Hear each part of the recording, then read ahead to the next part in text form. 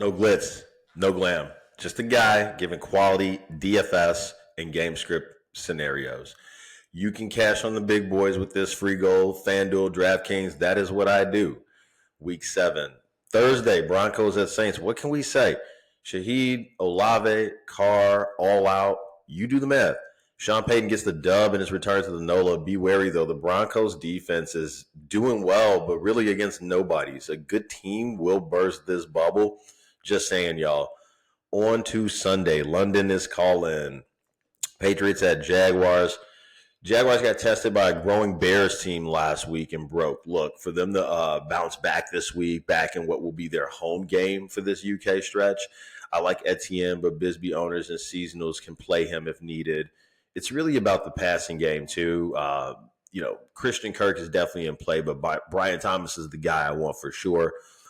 Fire him up in all formats. He should have a great afternoon. On the other side of the ball, I don't want to get too invested in the Patriots club. Demario Douglas or Hunter Henry, maybe. But Jags win. Honestly, if they don't win, Peterson probably gets fired like as soon as they get back to the States. Now over to the main slate. We'll start with Titans at Bills. Bills can get ahead, that's for sure. Titans are a tough team to pass on, but there's a little more like give on the ground for a team looking to open up some offense. So James Cook is a great play for me this week. A bit expensive, so he will be a tournament dart. Allen is fine for DFS. I'll stay away, though. He can pay off specifically with the rushing upside this week, I'll say. I'll fade Cooper, Shakir, Kincaid, though, in all formats. Tennessee, well, let's see. They will be chasing, which we like, and I'm not sure even if they weren't how effective the run game would be this week. We have to stay ahead of the curve. Pollard has been serviceable for us, but we will fade him this week. Will Levis is not dependable, but this is an environment where he can get the football to Calvin Ridley. We like Ridley over Hopkins this week. Hopkins just doesn't look effective. Maybe he's hurt. Ridley in cash games at $5,500. We get some nice salary relief to use elsewhere. Lock him in. Oh, but the Bills still going to win this game, though, and that's what we want. We want the Titans to chase in that one. Texans at Packers. So using Love in tournaments just makes sense, but only to bring back with opposing receivers because this Texans defense is a good one, albeit they may not be consistent from week to week. That's why we'll play it like this. If it goes off, Dell and Diggs would need to be doing work on the other side. That's the reason for playing them together thusly. It fits the game script I expect if the Texans D falters. I think more likely, though, they are fine and the Texans win the game. I like Diggs and Dell a lot this week no matter what. Diggs may be just too expensive for cash games, but Dell will be in there for sure for cash. I'll fade these run games in DFS, but obviously play Mixon and Jacobs if you own them in seasonal play. Texans win on the road. Eagles at Saints.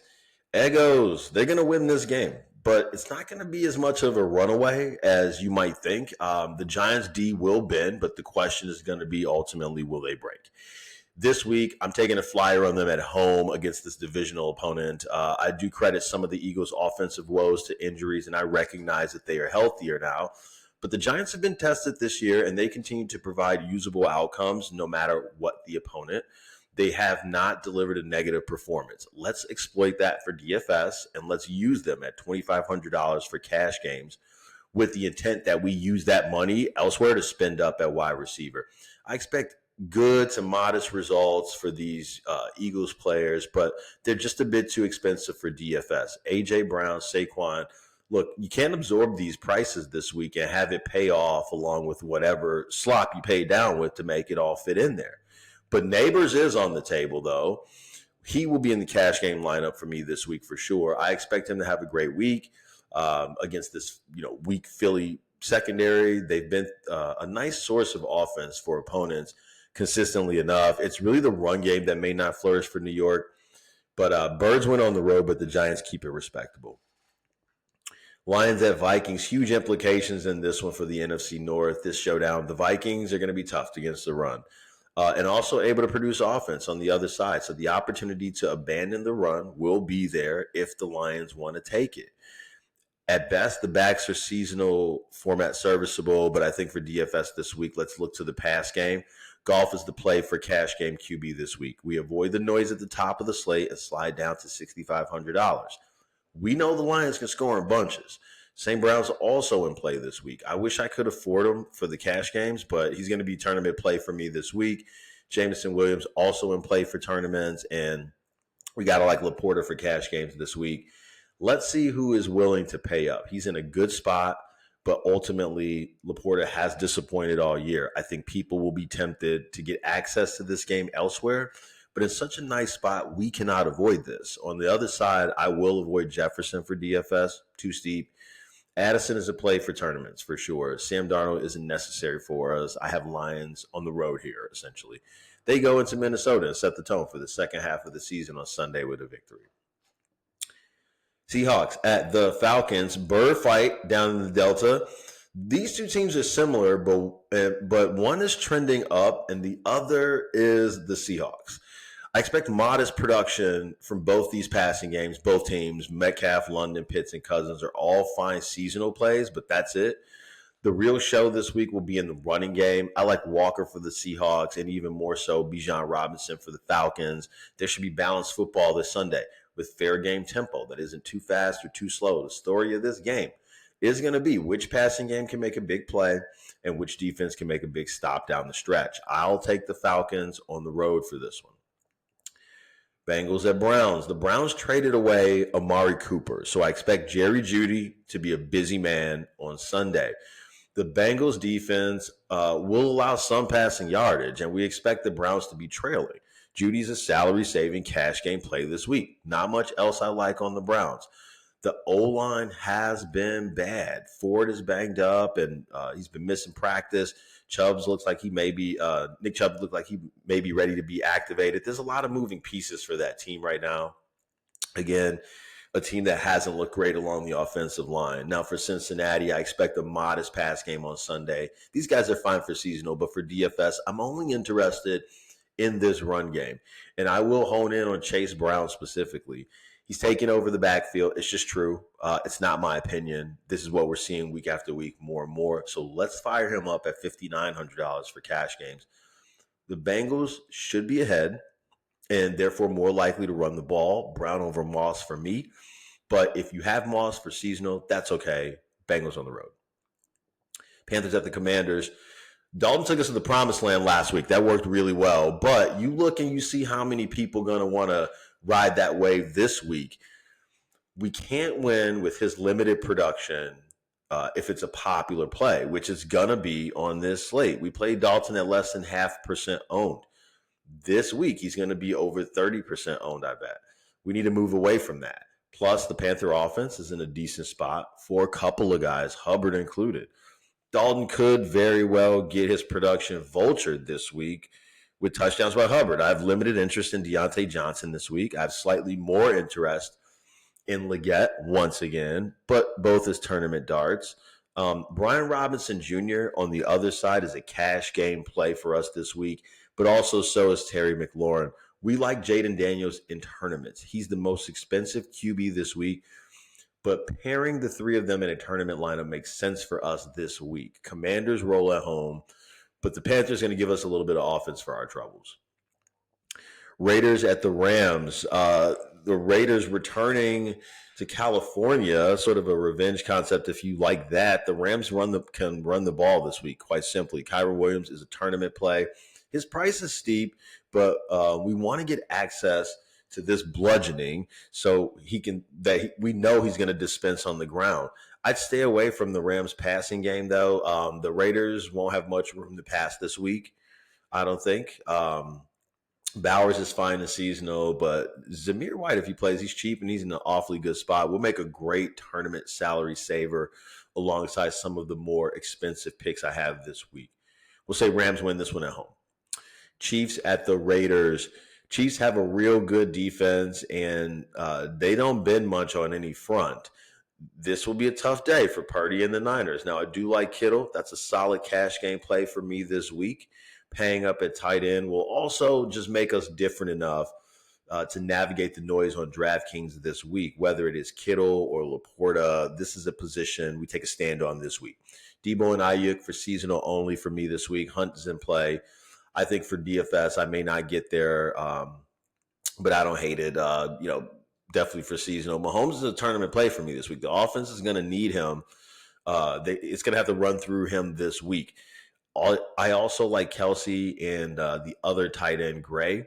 One of them is going to catch a touchdown this week. Gray is only $2,800, so for tournaments, you could bottom out there. All tournament plays in this game except Kittle. The biggest presence on the field here for sure on Sunday is going to be the Chiefs defense. They control the tone of this one by, if they put a lid on the offense, then I guess what I mean to say is they could control the tone of this one, thereby putting a lid on the offense for both sides, is what I mean to say. But if Purdy can find his weapons and force the issue, maybe Mahomes needs to hit the ceiling. Either way, Chiefs win, but Mahomes definitely a tournament play. Jets at the Steelers. Looks like Russ Wilson is set to start for Pittsburgh. The Steeler offense will be a little more consistent with Russ, but he lacks big play upside. Najee Harris is a fine play this week. And for seasonal, you can bottom out with Freiermuth if you're desperate. But that's it. We need to see what effect Russ has on this offense. On the other side, we do know that the Steelers won't give the Jets much room to run the ball. So the Jets are going to need a run, though, to keep this defense honest. But it will be up to Rodgers to hit his weapons to be the difference maker. He is now equipped with riches with the addition of Devontae Adams. And Adams is going to play this week. What do you know? In seasonal, you can play him, but I don't expect the ceiling game. It'll be a floor effort, but he'll be out there looking to get integrated into the offense for sure. He was with Rodgers at his house when his deal went through. There's going to be an effort to involve him on Sunday. Now, all the receivers are tournament darts. Him, Wilson, Lazard too, but certainly Rodgers gets a bump from the acquisition. He has so many weapons now. He's playable. Jets win this one on the road. The Steelers just don't have enough pop. Monday Night Fiesta. We got 2 ball games. Count them, 2 of them. First up, Ravens at the Buccaneers. Bucs can play the run, no doubt.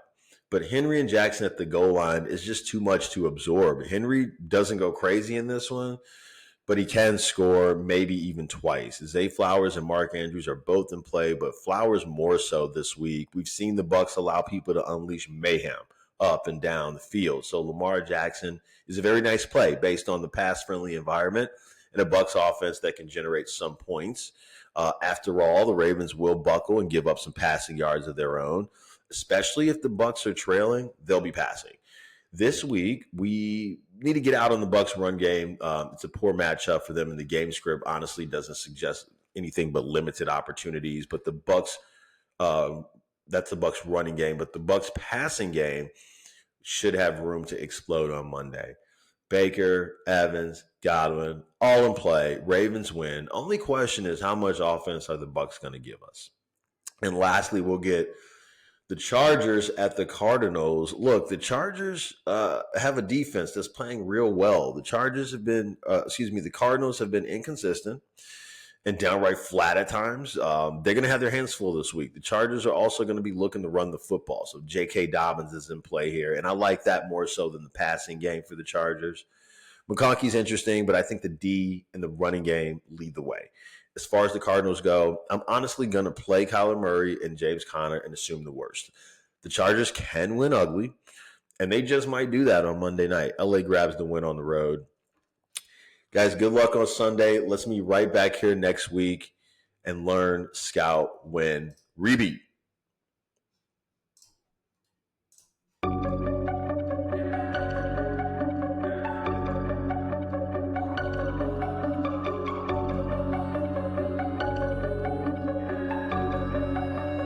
My daddy killed this beat.